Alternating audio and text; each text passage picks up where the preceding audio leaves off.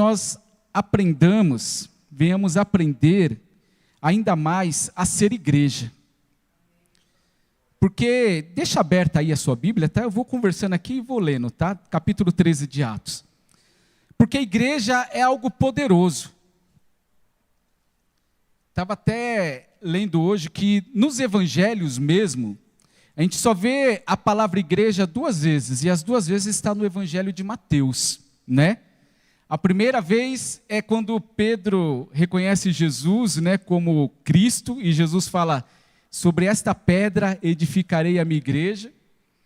E a segunda vez é quando Jesus fala que se houver alguma desavença entre os irmãos, né, primeiramente a pessoa deve conversar, Mateus 18, deve conversar primeiramente com a pessoa, e se a pessoa não ouvir, né, chama 2 testemunhas, e essas testemunhas conversam, e se a pessoa entender, ganhou o seu irmão, mas se a pessoa não entender, diz-o à igreja. Aí ele usa a palavra igreja. E a palavra igreja, ela é tão poderosa, que é muito mais do que esse prédio, né, esse prédio bonito que nós temos aqui. Porque se esse prédio estiver vazio, o máximo que nós vamos ver que direciona que este prédio é uma igreja é a placa que está lá fora, né? Igreja Formosa de Cristo. Mas se o prédio estiver vazio, a gente pode até levantar ali o CNPJ da igreja, né? Vai ter ali o endereço da igreja, vai ter ali através dos documentos o pastor da igreja. Mas a igreja, ela é tão poderosa que se eu estiver sozinho na minha casa, eu não sou igreja. Interessante isso, né? Se minha esposa estiver lá sozinho na casa dela, ela é membro do corpo de Cristo, mas não é igreja. Porque igreja é quando nós nos reunimos. Esse ajuntamento nos torna igreja. Quando nós nos reunimos para louvar, para adorar, para buscar a presença de Deus, é igreja. Até na sua casa, quando você se reúne ali com alguns irmãos, vamos orar, vamos buscar, é igreja. Então, quando nós falamos assim, eu não quero mais ir para a igreja, eu quero cultuar em casa, eu quero servir a Deus em casa, sem ninguém ali, vou ouvir algumas pregações no YouTube, né? Eu sei que tem pessoas que escutam ali a igreja no YouTube, mas se você não se reunir com a membresia da sua igreja, está errado, porque a igreja é um ajuntamento. A igreja, quando ela se reúne, ela é esta palavra poderosa, eclésia, né, que é um ajuntamento daqueles que saem para fora. Até o nome igreja, ele traz esse sentido, é você sair para fora, é você se reunir para adorar a Deus, para buscar a presença de Deus, e depois você sai para fora. E eu quero trazer estes estudos da palavra de Deus neste sentido. E eu quero pegar até um pouquinho mais pesado, principalmente com os obreiros da igreja.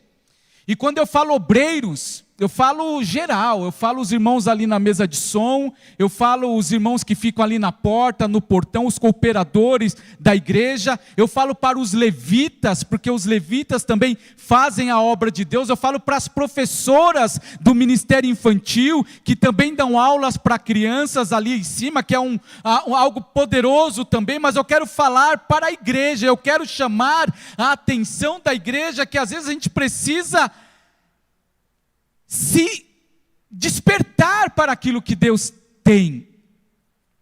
E eu trouxe um título aqui para a igreja. O título está aqui no meio, ó, essa imagem linda que a minha esposa fez e a Shirley colocou aqui. Mantenha o mais importante. Quem que é o mais importante? Vocês conseguem enxergar? Fala mais alto. Jesus como o mais importante. Porque se eu não tiver esse entendimento que o mais importante aqui dentro da igreja é Jesus, e nós precisamos aprender com Jesus tudo aquilo que Ele tem para nos ensinar, e lições para a igreja. E eu pedi para os irmãos, se o irmão quiser colocar, se ele quiser colocar a imagem do mapa de novo, a gente vai estudar alguns mapas aqui. tá certo, tá aqui, ó, você vê por aqui, ó, primeira viagem missionária de Paulo, primeira viagem de Paulo, tá? Aí vai ter a segunda, a terceira e a quarta, mas hoje a gente vai ficar aqui na primeira. Nós aprendemos na palavra do Senhor, lá em Atos 1, Atos 2, que a igreja ela foi formada onde? Aqui em Jerusalém. Em Atos 2 ela foi cheia do Espírito Santo, nós já estudamos aqui algumas semanas, vou passar rapidinho. E quando a igreja ela cresce, né? Teve até um acréscimo ali, diz que na primeira pregação de Pedro, 3.000 almas aceitaram a Jesus, né, se batizaram, e depois foram acrescentando 5.000 almas, e a igreja ela cresceu muito. E ela teve perseguições, nós vamos ler ali em Atos 8, que a perseguição ela começou muito grande, inclusive este personagem que nós vamos falar hoje, este servo de Deus chamado Paulo, ele foi um dos principais nesse sentido, porque ele perseguia a igreja do Senhor.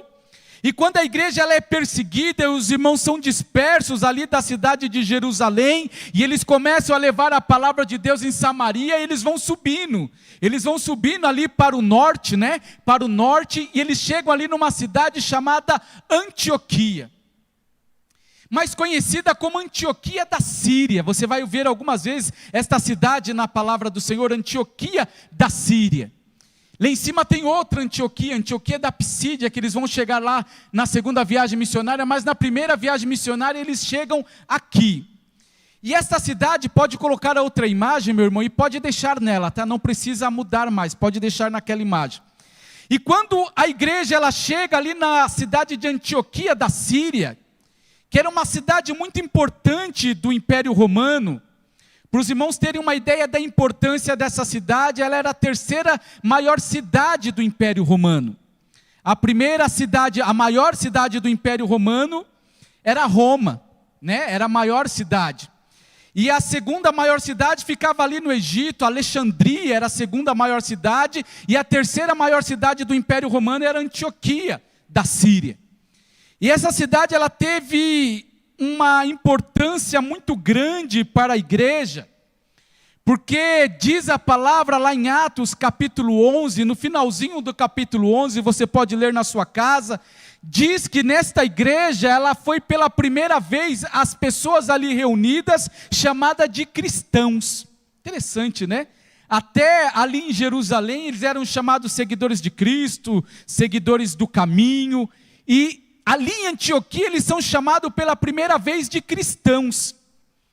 E você está aí com a sua Bíblia aberta, diz no versículo 1 que havia na igreja de Antioquia profetas e mestres, Barnabé, Simeão, por sobrenome Níger, Lúcio de Cirene e Manaém, Colasso de Herodes, e o Coraço de Herodes, o tetrarca, e Saulo, né? Paulo, que nós conhecemos.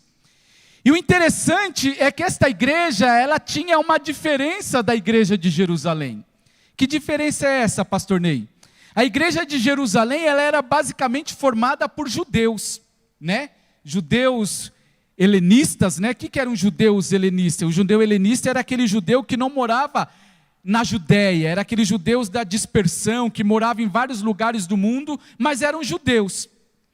E quando a igreja ela chega em Antioquia, ela começa a mudar, porque começa a ser acrescentado no meio daquela igreja, gentios. O que é um gentil?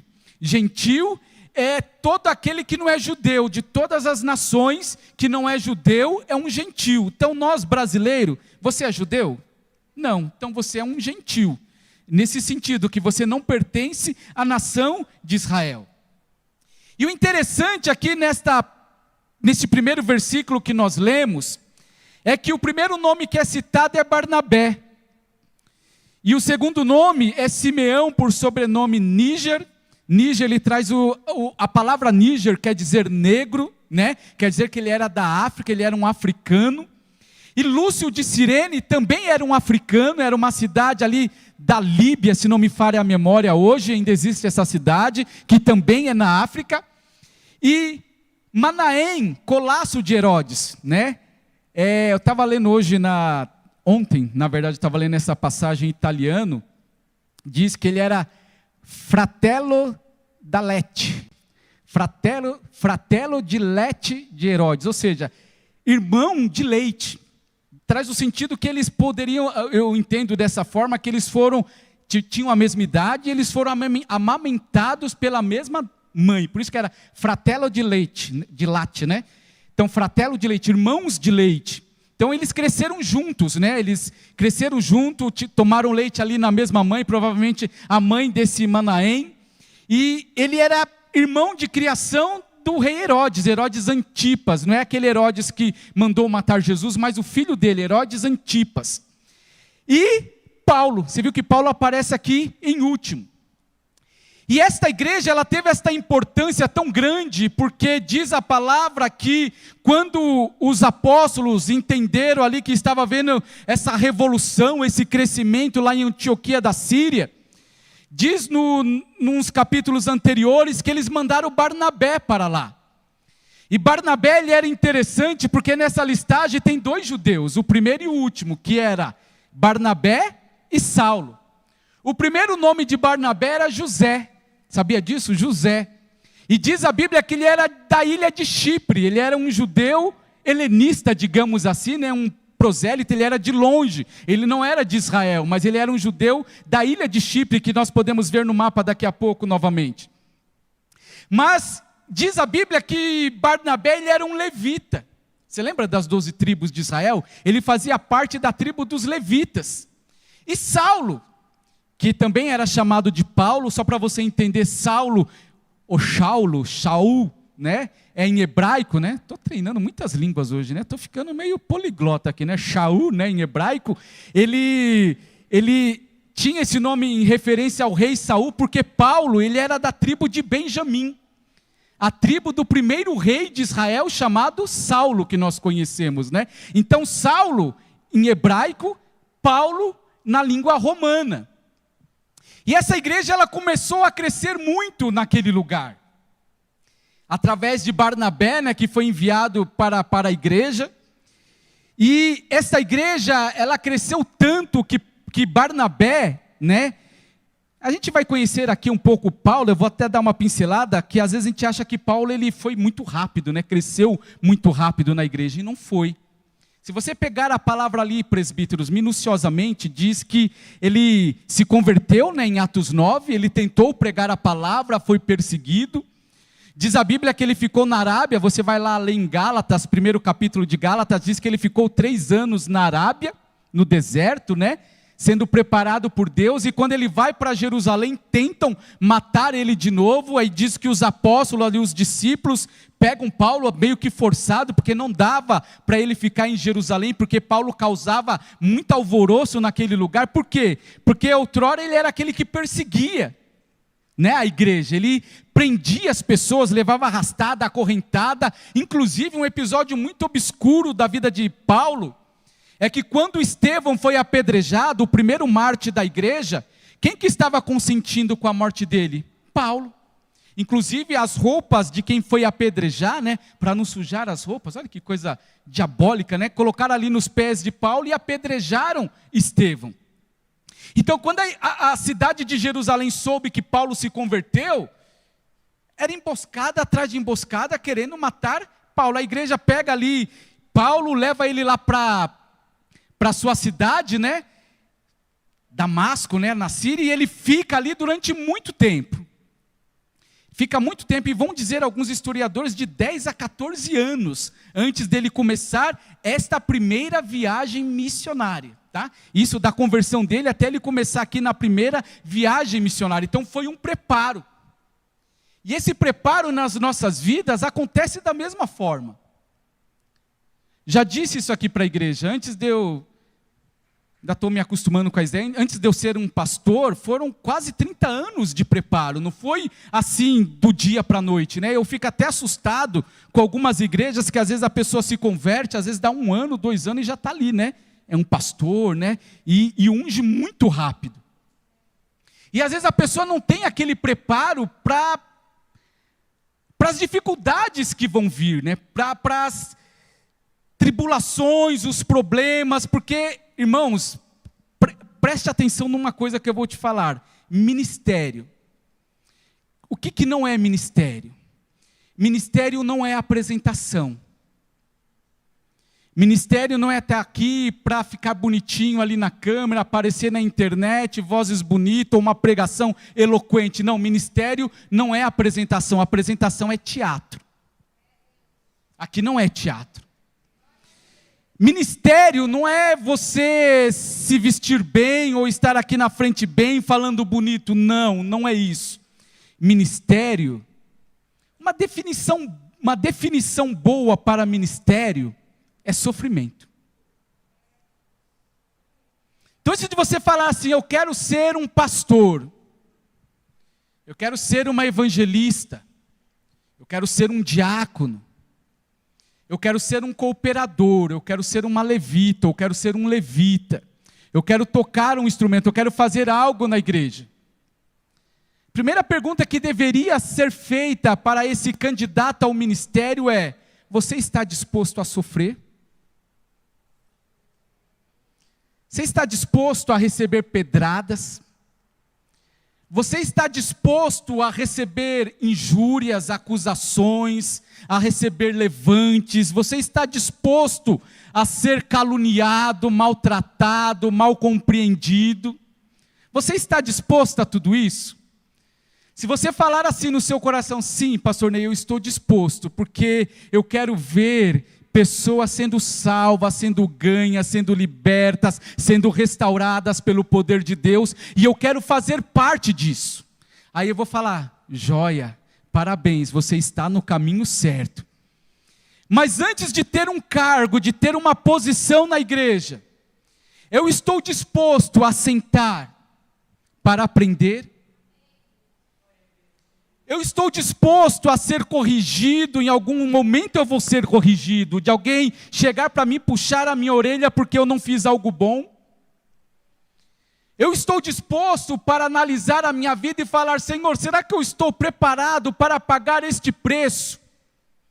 Porque se eu vou ser um obreiro na igreja, eu tenho que tomar cuidado com as coisas que eu falo, eu tenho que tomar cuidado com as companhias que eu ando, eu tenho que tomar cuidado com as coisas que eu posto na internet. Será que isso vai edificar a pessoa? Será que a pessoa que for ver esta imagem vai ser edificada com aquilo que eu estou postando? Porque eu ser um candidato para o ministério, eu preciso estar disposto a renunciar muitas coisas. E eu preciso ter na minha mente que eu preciso manter o mais importante, que é Jesus, como o mais importante na minha vida. Será que eu estou disposto a crucificar o meu eu, as minhas vontades? Quem estava aqui domingo? Domingo foi eu que preguei, já nem lembro mais, né? Foi eu que preguei, né? Aquela parte que eu falei, você imagina, você vai ver algo proibido, você sabe que não é de Deus. Causa muita vergonha. Você tem coragem de chamar a sua mãe, colocar do seu lado e falar: mãe, assiste isso daqui comigo? Com certeza não.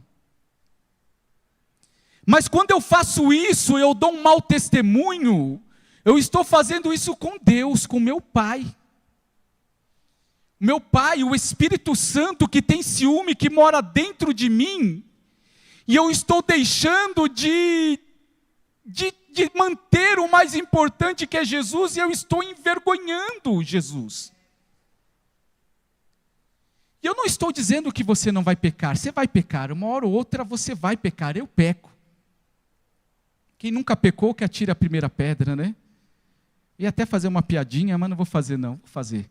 Quem nunca falou mal de um pastor, né, que atire a primeira pedra, né? Porque um momento ou outro a gente vai errar. Mas quando eu erro, eu tenho que ter a humildade de chegar na presença de Deus, dobrar os meus joelhos e falar: Senhor, pequei. Pequei contra os céus e contra ti. Essa vida que eu estou levando, eu não sou digno nem de ser chamado teu filho. Mas tem misericórdia de mim, Deus. E esse pecado que eu estou cometendo, que está me aprisionando, E pecado tem várias formas, né? Você conhece a sua fraqueza, eu conheço as minhas fraquezas, eu tenho fraquezas. E se eu não vigiar, o inimigo ele vem nas minhas fraquezas e ele... E não é uma, duas. Se tem uma coisa que o diabo tem é paciência. Ele só quer te pegar numa fraqueza. Mas quando eu peco, eu peço perdão para Deus, o que eu faço? Eu me levanto justificado, porque o sangue de Jesus me purifica de todo pecado. Só que o que eu vou fazer amanhã? Eu vou cometer o mesmo pecado? Não. Eu tenho que reconhecer o meu pecado, abandonar o meu pecado e viver a palavra. Eu falei que esses estudos vai ser um pouquinho mais puxado para a gente, e eu quero puxar mesmo a sua orelha, mas lembra, antes de eu puxar a sua orelha, Deus puxou a minha orelha. E toda a igreja, pastor João brinca muito com isso, né? Cada igreja tem, cada pastor, ele sempre brincava disso, né, pastora Marina? Cada pastor tem a ovelha que merece, né? Aí as ovelhas já acostumando com ele, falava, e cada ovelha tem o pastor que merece também, já que estava lá de baixo. Por quê? Porque é uma identidade, é uma conexão. E eu preciso tomar esta atitude. Eu já tentei, irmãos, passar esses estudos, os irmãos sabem, para o meu sogro, já tentei passar para os presbíteros, né? Falei, os irmãos podem ministrar, mas acaba caindo em mim, né? Já desde o pastor Miguel, né? Acaba caindo em mim. Então eu tenho que assumir essa responsabilidade, né? E aprender para poder te ensinar. Aliás, aprender, viver, praticar e te ensinar. Porque só ensinar, eu não vou dizer que é fácil, porque é muito difícil ensinar, tá bom? Os irmãos que pregam sabem como que é difícil ensinar. Por isso, quando eu falo com os presbíteros, vocês me ajudam no estudo, eu vejo pelo olhar deles. Fala, ajudo, Ney. Mas o ai lá dentro está um ai. Por quê? Porque é difícil. Hoje até postei na internet um líder de jovens chamando um jovem para trazer uma saudação, ele se gruda aqui na cadeira, né? Fala não vai, e vem o líder, pega ele pelo pé, traz arrastando assim. Por quê? Porque é difícil. Mas eu tenho que aprender com Jesus.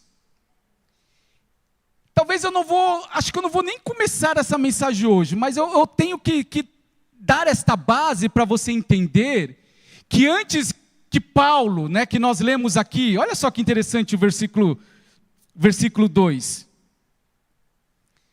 Como é que está aí na sua Bíblia? Não fecha não, tá? E servindo eles ao Senhor e jejuando, disse quem? O Espírito Santo, separai-me agora. É daqui 5 meses, 10 meses, 1 ano? Não. Separai-me agora, eu estou na versão revista e atualizada, Barnabé e Saulo para a obra que os tenho chamado. E tendo jejuando e orando, impondo sobre ele as mãos, os despediram. Interessante isso, né? Quanto tempo eu falei que Paulo ficou ali se preparando para esse dia da viagem missionária? Mais de 10 anos, né? Não tem consenso, tá? De 10, 13, 14 anos, não sei. Mas foram muitos anos. Por que eu estou falando isso? O primeiro tópico ali, eu coloquei assim, ó, Jesus passou mais tempo do seu ministério discipulando. Eu já tinha escrito há 2 semanas atrás, que agora eu estou assim, tá, irmãos? Os irmãos vão me ver sempre com um papelzinho na mão. Como a gente ministra mais vezes, antigamente era uma vez por mês, uma vez a cada 2 meses, 3 meses. Então, eu estou sempre anotando. Minha mesa lá no trabalho, vê alguma coisa, eu leio alguma coisa, eu vou anotando e vou deixando lá os papéis. Então, eu já tinha anotado isso. E a gente precisa ter esse discipulado. Porque é trabalho da igreja discipular os membros. E discipular, irmãos, é eu conseguir... Como que eu posso explicar isso de uma forma bem clara? Porque o segredo do ensinamento é isso, tá? Não é eu chegar aqui com palavras de teologia, palavras eloquentes, palavras difíceis, e você fica, né, o que ele está querendo dizer com isso? Não. Trazer a mensagem de uma forma mais simples possível. Então, discipular, peço para o Espírito Santo me orientar agora, é eu criar o caráter de Cristo em você. Discipular é aquele que está ensinando ser parecido com Cristo e formar um caráter de Cristo em vocês. Porque, irmãos, o maior desafio da igreja hoje, eu falo isso com toda a propriedade, e fico até triste quando eu falo isso, porque é uma coisa que eu não queria falar. Porque às vezes a gente fica ouvindo situações, pastor, você fica sabendo de outras igrejas. Não vou abrir porque é antiético falar isso, mas você vê as situações de pessoas que sobem no altar, é coisa feia, degradante. E você olha, a igreja é grande. E o primeiro que deveria estar no banco era o pastor. Porque se o pastor permite que pessoas subam da maneira como sobem no altar, porque, por exemplo, tem um dízimo alto, misericórdia. E a gente precisa entender que se eu não for discipulado, se eu não for parecido com Cristo, e se Jesus, que era Jesus, o cara, o maioral, o maior de todos, o mestre, o Senhor, o Rei dos reis, o Senhor dos senhores, aquele que tem todo o poder e autoridade nos céus e na terra, aquele que conhecia a palavra desde a criação, porque ele era a palavra, ele disse, haja luz e houve luz, no princípio era o verbo estava com Deus, e o verbo era Deus. Se Jesus, esse Jesus, como homem, 100% Deus, ficou 3 anos discipulando, como eu acho que com 6 meses, ou 5 meses, ou 3 meses, a pessoa já está preparada? Não está. E discipular é desenvolver. A gente precisa criar esta cultura na igreja. Por exemplo, eu sou pastor da igreja. Mas eu disse isso desde o primeiro dia. Aliás, quantos estavam aqui quando eu e a pastora Marina foi ordenado? Levante a mão. Lógico que eu estava, a pastora também estava, né? Obviamente. Então, a maioria da igreja estava. E eu lembro da palavra, irmão, como se fosse hoje. Eu ministrei sobre Jacó, no Val de Jaboque. E uma hora eu falei, eu preciso colocar todos do mesmo lado. Todos do mesmo lado.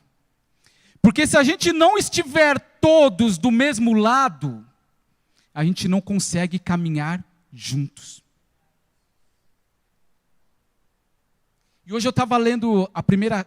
Posso dar uma lição de casa para vocês? Vocês aceitam? Uma epístola, tá? 1 João. Primeira carta de João. Leia na sua casa. 5 capítulos curtinhos, coisa facinho de ler. E eu li... Irmão fala, você trabalha como, né? Eu vou parando um pouquinho ali, eu vou lendo e vou... Irmãos, eu leio muito. Então, todo o tempinho que eu tenho, eu estou lendo, tá? Eu sou assim, minha esposa me conhece. E João, eu estava lendo, eu fiquei com o meu coração angustiado, porque é forte demais. E quando eu disse que nós temos que andar todos do mesmo lado, porque discipular é desenvolver, mentorear, ensinar, nutrir e alimentar. Bonito isso, né?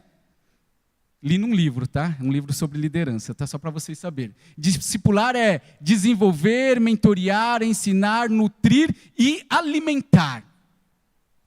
Em 1 João ele diz que, fala muito sobre o amor, que o apóstolo João é o apóstolo do amor. E tem uma parte... Eu li hoje, mas eu não sei se eu vou lembrar, 3:15 ou 3:11. Depois você pode ler e pode me falar também. Que diz assim, aquele que não ama o seu irmão, ou em algumas traduções, aquele que aborrece o seu irmão, que não tem amor pelo seu irmão. Quem que é meu irmão? Olha para o seu lado. Olha para trás, se puder, se não for machucar o pescoço. É seu irmão. É sua irmã. Irmão A gente escolhe irmão? Não, você não escolhe irmão, sabia? Se você tem mais de um irmão na sua casa, né? Não é filho único, você nasceu, era aquele irmão, era o que tinha para hoje, né? É aquele irmão. Você não escolhe irmão, irmão é dado, é escolhido por Deus. Aí João vai falar assim, se você odeia ou se você não ama o seu irmão, você é homicida. Forte isso, né? Mas eu preciso falar o que está escrito na palavra. E se você não ama o seu irmão e você é homicida, o que é um homicida? Na lei. Homicida é quem mata uma outra pessoa. Isso é homicida. Até aí ainda é suportável.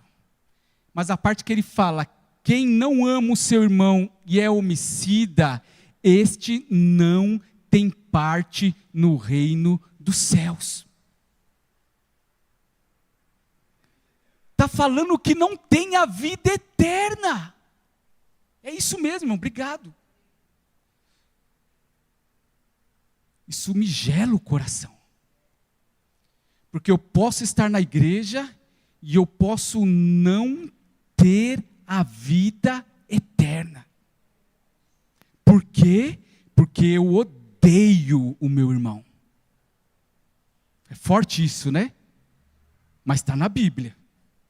Se você não quiser ouvir essas palavras, não vou falar para você faltar na última quinta não, mas vou pedir para você vir, porque nós vamos falar mais vezes. Então a gente precisa entender que a Bíblia é coisa séria. E a Bíblia ela não precisa ser atualizada, como alguns dizem, ela não precisa ser mudada, ela não precisa ser transformada, mas o segredo da Bíblia é que ela precisa ser praticada.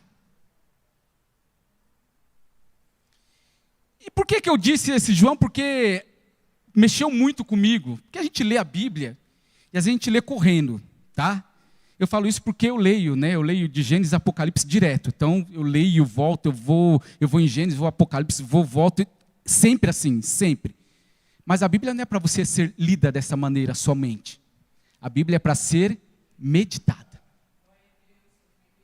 Então é pegar, por exemplo, se a gente for estudar João, é ficar 5 meses em João, 5 meses o Espírito Santo ele vai ministrar no nosso coração. E por que João fez isso? Porque era a realidade da igreja.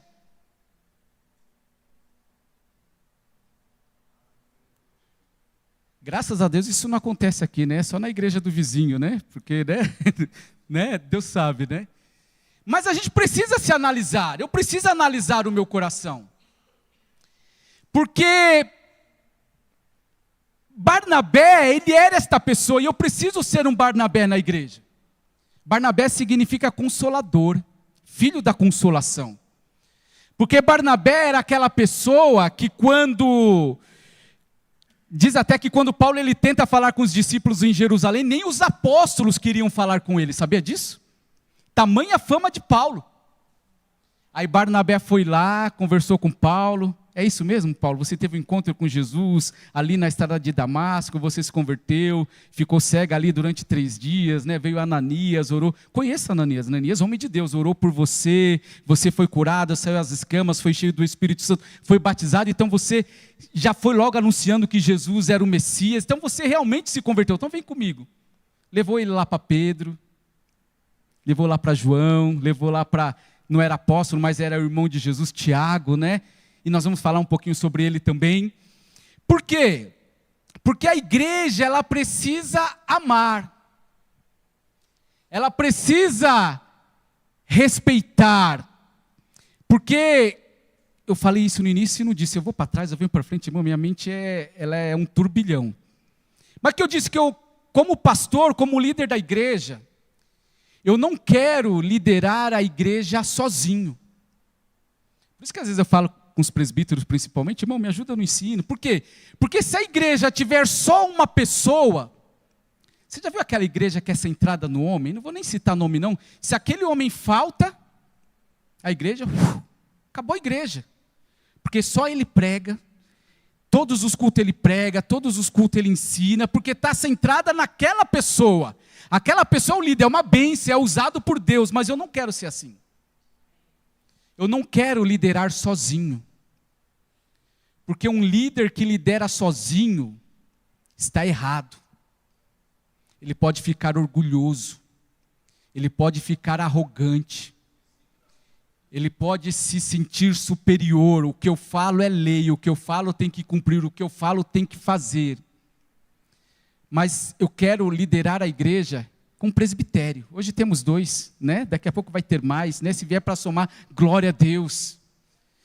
Mas eu não quero decidir as coisas sozinho. Eu procuro sempre falar com os presbíteros, olha, isso e aquilo. Se bem que ultimamente a gente está meio fraquinho, até lá no grupo, né? No início precisa movimentar mais, né? Eu sei porque às vezes é tão corrido que até para falar é difícil, né, irmão? Mas vai lembrar, vou escrever, depois você esquece. Não, mas precisa, não é desculpa. A gente não tem que dar desculpa, a gente tem que fazer. Chega de desculpa. Ah, não posso, não dá, não acontece. Então a igreja, ela precisa entender desta forma. E essa igreja de Antioquia, ela começou do jeito certo. Não tinha apóstolo lá, porque os apóstolos estavam todos em Jerusalém. Mas ela tinha, o que diz aí na sua palavra? Ela tinha profetas e mestres. Não é assim que está na sua Bíblia? Profetas e mestres. 5 profetas e mestres. Imagina uma igreja, pastora Marina, com 5 profetas, e esses 5 profetas serem 5 mestres. E profeta, a gente já estudou um pouquinho sobre isso também, ele tinha um dom muito forte. Porque o profeta, ele é aquele que arrasta a multidão mesmo, né? Quem tem o dom de profecia, geralmente tem a igreja muito grande, né? Por quê? Porque as pessoas vão atrás de revelação. E o profeta revela mesmo, né? Tem uns dons tremendos. Você pode ver, a igreja de profeta cresce muito. E cresce só centrada ali no homem. Se o profeta falta, vocês lembram da sede, né? Quando falava que o profeta, a igreja lotava. Tinha gente até de pé. Aí tinha dia que até o profeta faltava, né? Aí outra pessoa começava a pregar a palavra, as pessoas iam embora. Chato, né?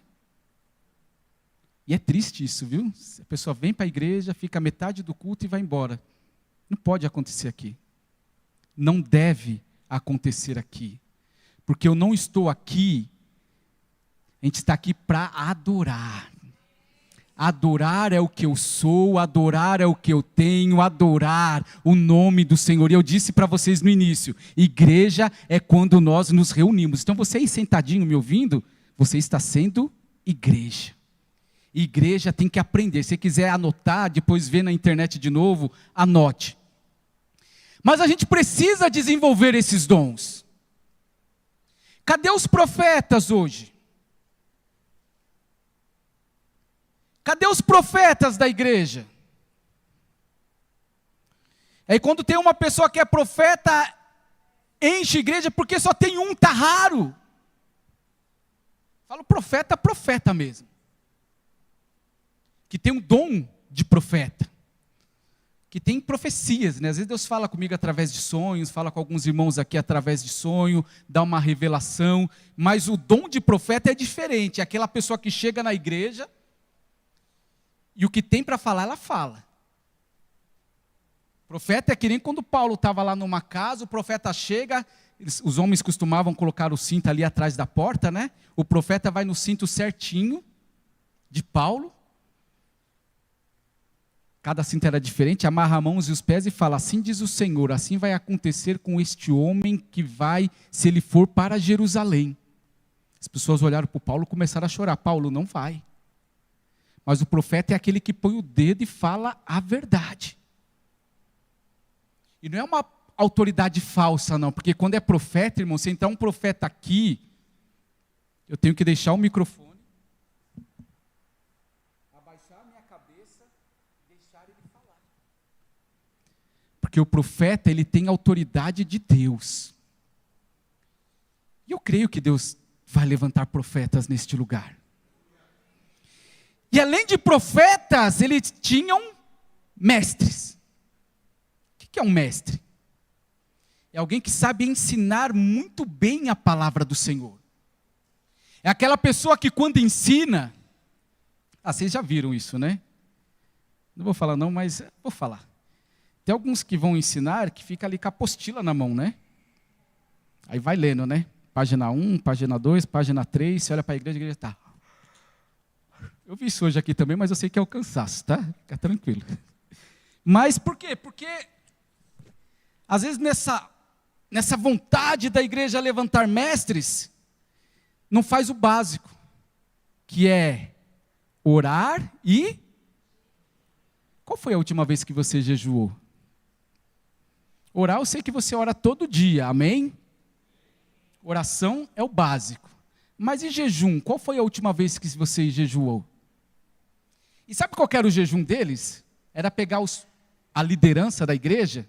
Imagina que hoje nós estamos nós 3, evangelista Vanessa e a Fran, tá 5, certinho, né? 5 também. Pastora Marina, 6, que são os ministros ordenados da igreja, falar assim, os 6, a gente vai orar no mesmo propósito. Vamos jejuar a semana inteira pela igreja. Vamos jejuar a semana inteira pelo trabalho que vai ser feito na igreja. E orar, jejuar, buscar.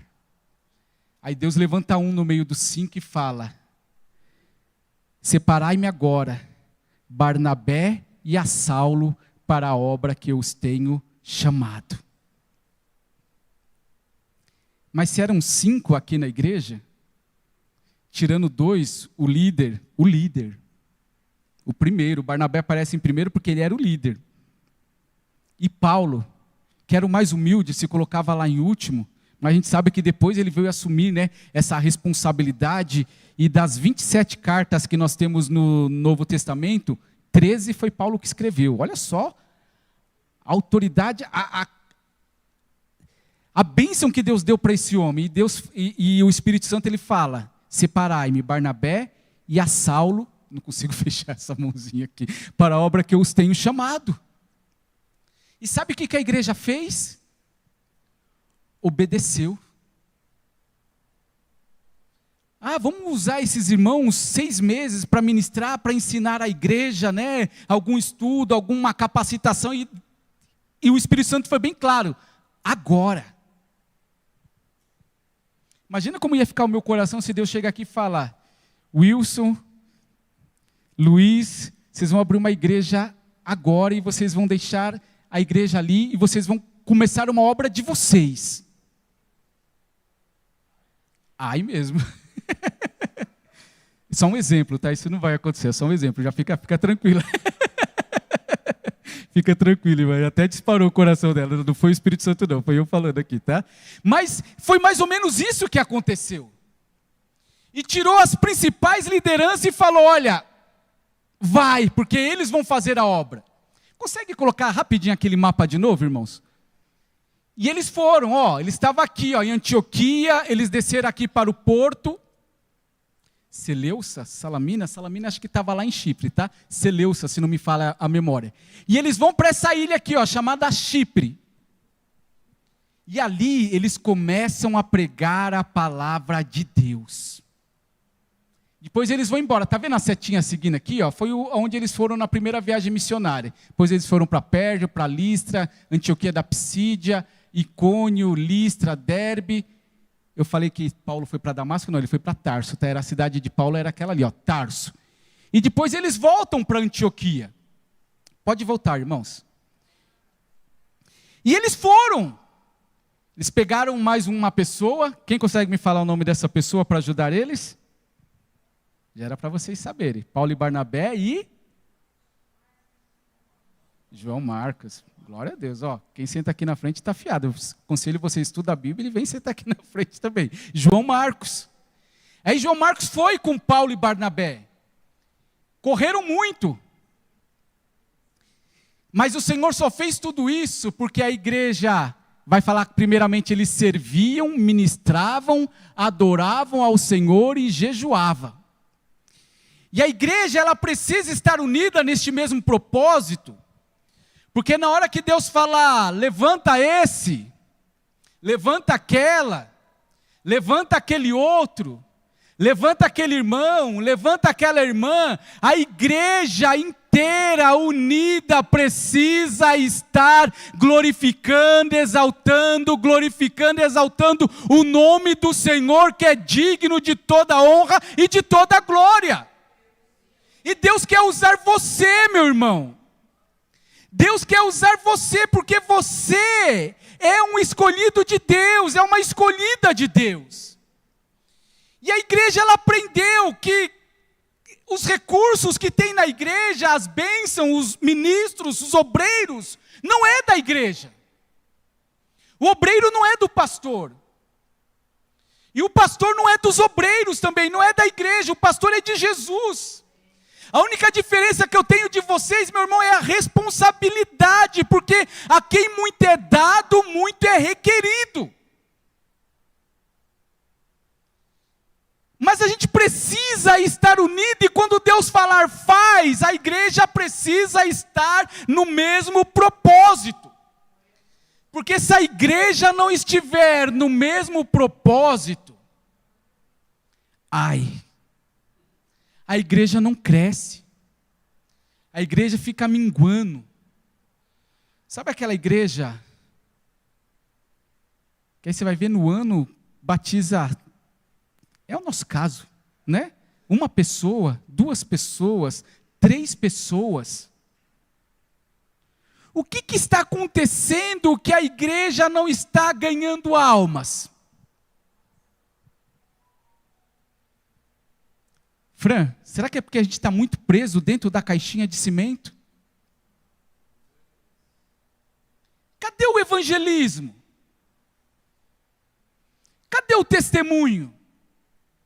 Irmãos, e é entender as estratégias. Eu fico pensando nisso. Que às vezes eu tento fazer alguma coisa e o feedback não é legal. Não deu certo. Às vezes fala assim, eu quero conversar um com um.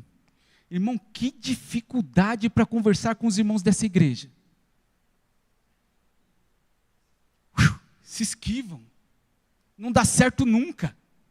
Então, se não está dando certo, vamos mudar a estratégia, né? Vamos fazer um discipulado geral. Se não consegue fazer um discipulado tete a tete, faz um discipulado geral. E eu estou pensando nisso. Daqui a pouco, pegar um culto de domingo à tarde, vamos falar assim, olha... Presbítero, me ajuda nesse sentido. Me ajuda mesmo, tá? Ora, vamos reunir os cooperadores. Só cooperador. E vamos conversar. Faz um ciclo, que nem a gente fez no culto dos homens. Faz um ciclo aqui, vamos conversar. Irmão, vamos colocar o pingo nos is. A igreja tem que ser dessa forma. Pega um outro domingo, vamos chamar só os diáconos e diaconisas. Senta todos os diáconos e diaconisas. E vamos colocar o pingo nos is. A obra tem que ser feita desta forma.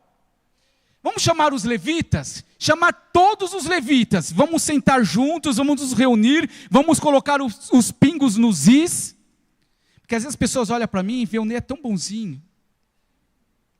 Será que ele tem medo? Não tenho medo, irmãos, tenho respeito, muito respeito pela sua vida, porque eu sei que uma palavra que eu falo aqui, se eu falar na minha raiva, eu sou fleumático, tá? Só para... Eu estou aparecendo muita coisa de fleumático, eu sou fleumático. Então, fleumático, às vezes, ele não briga na hora, ele fica ali quietinho, pensando, né? Demora um pouquinho a ficha para cair. Não é que demora para cair, ele está digerindo. Mas se tem uma coisa que eu não tenho, é medo. Também não sou bobo. Eu enxergo muitas coisas. E às vezes eu enxergo as coisas num olhar. Que nem eu falei dos presbíteros só como exemplo, porque eles eu tenho mais intimidade. Vamos dar estudo? Sim, mas você vê pelo olhar que não é aquilo que eles querem. Não é que não é aquilo que eles querem, é porque eu entendo também, às vezes é um dom, é um chamado. Se eu não tiver o dom de ensino, não adianta eu querer empurrar na diaconisa Fábia e falar, Fábia, vai ensinar. Às vezes o dom dela não é ensino, para que eu vou forçar ela a fazer uma coisa que ela não está preparada? Lembra que eu falei na reunião de obreiros? Irmãos, a gente tem que fazer a obra de Deus com amor. Se não tiver amor, se não tiver o coração queimando, aquela luz, aquela vontade, meu irmão, eu até glorifico a Deus para alguns irmãos que falam, irmão, desse jeito eu não posso, eu não quero. É melhor não fazer do que fazer mal feito. Eu prefiro uma pessoa motivada do que 5 desmotivados. Posso falar? Às vezes 10 desmotivados. Porque a obra de Deus, ela não pode ser feita com desmotivação. Ela tem que ser feita, não sei nem se é a palavra certa, para vocês me corrigem se eu estiver errado. Paixão. O que é uma paixão? Paixão é algo que queima no coração. E o ministério, muitas das vezes, ele nasce dessa paixão. Você sabia que eu me converti para valer aos 16 anos? Já vamos encerrar já, tá? Já passou do horário, 5 minutinhos. 16 anos, e eu tinha sonhos pregando. Sonhos. Eu me via na igreja pregando. E quando eu acordava, eu falava, não é possível, não é eu. Sou eu? Não é eu, não é possível. Aí Deus usou um profeta e falou, assim como José com 17 anos foi para o Egito, com 17 anos te quero eu na minha obra. Pensa numa pessoa tímida. Mas comecei a buscar, orar, jejuar, me encher com o Espírito Santo. Aí eu tinha um quartinho lá na favela onde eu morava, na comunidade. A gente trocou uma casa e consegui ficar num quarto, eu e meu irmão. Aí às vezes meu irmão não estava, eu fechava ali a porta, pegava a minha Bíblia, quarto bem pequenininho. Acho que era isso aqui, acho que aqui ainda é até maior. Sentava ali na cama, pegava a minha Bíblia, olhava para a parede, abria lá, por exemplo, o profeta Isaías, olhava para a parede e começava a pregar para a parede. E sabe de uma coisa? As palavras começavam a fluir dos meus lábios. E quando eu acabava, eu falava, meu Deus, é sério isso? Fui eu que disse essas coisas? E muitas vezes, minha esposa faz isso também, já fez isso também, né? Por quê? Porque queima algo dentro de você, irmão, e você não pode deixar isso morrer. Você não pode acabar com esta promessa que está sobre a sua vida, e talvez Deus te trouxe aqui nesta noite para te chacoalhar e falar, ei, o que você tem feito com aquele amor que eu coloquei no teu coração, que você acha que era coisa do teu coração, da tua cabeça? Este amor que eu coloquei no teu coração foi para você fazer a minha obra. Mas não é para fazer a obra de qualquer jeito, é para fazer a obra com amor, com zelo, com dedicação. Por mais que venham as lutas, venham as dificuldades, venham os desapontamentos, porque nem todos vão entender a obra que eu tenho na sua vida, mas foi eu que te chamei, foi eu que te escolhi, e você precisa pegar esta chama que está quase apagando e deixar o Espírito Santo soprar essas brasas. E você precisa se levantar novamente, porque se você parar,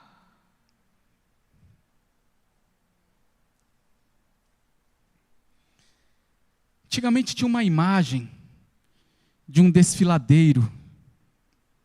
Não vou saber explicar muito bem, mas era como se fosse muitas pessoas indo para aquele desfiladeiro, né, presbítero, e caindo. E o inferno lá embaixo. E sabe por que muitas das vezes essas vidas vão para o inferno? Porque eu não preguei a palavra. Irmãos, eu já tive muitos desapontamentos na minha vida. E eu quero encerrar esse estudo para que você não cometa o mesmo erro que eu cometi. Porque uma pessoa inteligente, ela aprende com os erros dos outros. O sábio, mais ainda. Aliás, tem até um ditado que diz, né, que o inteligente ele aprende com os próprios erros e o sábio ele aprende com os erros dos outros.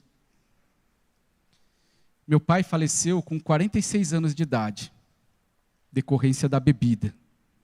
Por isso que irmãos, eu não negocio com bebida, eu não gosto, eu não quero que você nem chegue perto, porque isso não é de Deus. Falo isso pela minha casa. Então, às vezes eu falo assim muito de bebida, porque foi algo que me chocou. Qualquer dia eu conto as experiências que eu já tive em relação a isso.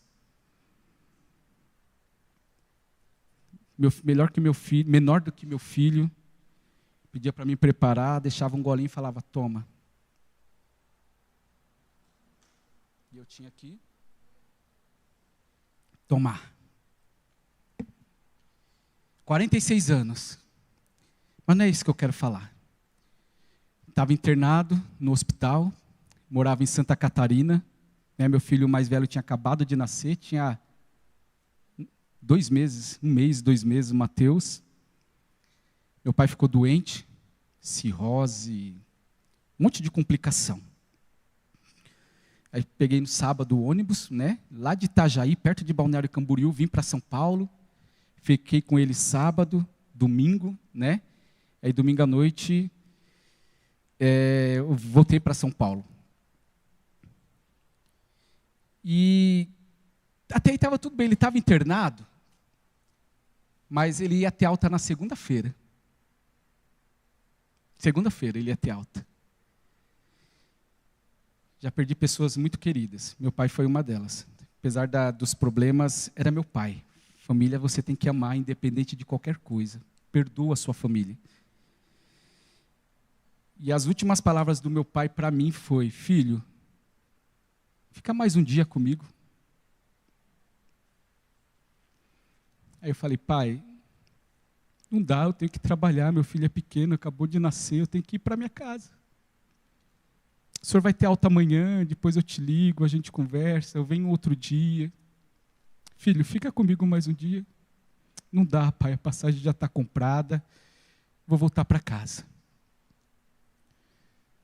Peguei a passagem, voltei para casa. Segunda-feira à tarde, minha irmã me liga chorando. Que foram fazer um procedimento nele para tirar água do pulmão com aquelas agulhas. Ele teve uma parada cardíaca. Ficou em coma 28, 29 dias, não acordou mais. E eu poderia ter falado de Jesus para ele. Eu sei que ele já tinha aceitado, mas eu poderia ter falado mais da palavra. E eu não falei. Não tive a oportunidade de novo de voltar, porque ele estava em coma. E do coma, ele morreu. Como Deus é misericordioso da minha vida, porque eu falhei, eu me sinto falho, eu fiquei muito tempo muito ruim com isso, isso me prendeu. Fiquei sabendo de uma irmã que foi visitar ele, falou de Jesus para ele, e mesmo em coma, as lágrimas corriam dos olhos dele. E eu falei, Senhor, obrigado. Porque eu falhei, mas o Senhor teve misericórdia e mandou outra pessoa. E eu quero que se coloque de pé. E eu trago essa responsabilidade para você, se é o teu caso, tá? Você vai ficar falhando até quando? Você vai ficar negando até quando? Você vai ficar fugindo até quando? Você vai ficar esperando o tempo até quando? Você conhece o dia de amanhã? Também não conheço, não sei nem se eu vou estar vivo amanhã. Mas se o Senhor colocou algo na sua mão, irmãos, olha para esta igreja agora. Olha para as pessoas. Ama este lugar. Se Deus te colocou aqui, ame. Se Deus vai te mandar para outro lugar, ame aquele outro lugar. Mas não imagine você que você vai achar uma igreja perfeita. Não existe. Eu não sou perfeito. E se você achar uma igreja perfeita, não vai para ela. Porque se você for para ela, você vai estragar ela. Mas se você está aqui, ame este lugar com todo o teu amor. Ame este lugar com todo carinho. Porque cada um desses irmãozinhos que estão aí do seu lado, Jesus morreu por ele. E você vai morar no mesmo céu que ele. E talvez o teu quarto fique do ladinho do dele. E não vai ser 1 ou 2 dias, vai ser a eternidade inteira. Então já treine aqui. Já treine aqui. Vamos para a nossa casa. Espero que você tenha gostado deste estudo. A gente vai continuar nesse engajamento. Faltou aqui uma parte, depois a gente continua. Mas você vai com amor. Foi na oração, foi na palavra que eu disse, que haja mudança, uma virada de chave. Tem coisas que Deus não vai fazer por você.